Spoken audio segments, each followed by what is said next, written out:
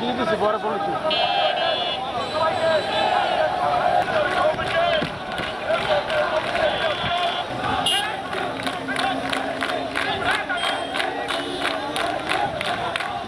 নিশ্চয়ই দেখছেন মিটফোর্ডে হত্যাকাণ্ডে যে হত্যাকারী তাকে এনসিবির মিছিল থেকে গ্রেপ্তার করা হয়েছে। আবার বিএনপির উপরে হামলাকারী যারা তারা ওখানে অংশগ্রহণ করেছে।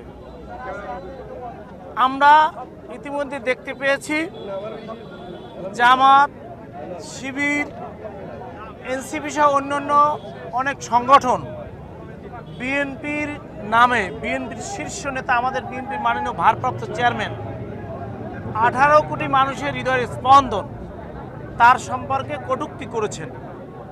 আজকের আপনাদের মাধ্যমে আমরা বলতে চাই তাদেরকে নিঃশর্ত ক্ষমা চেতে হবে।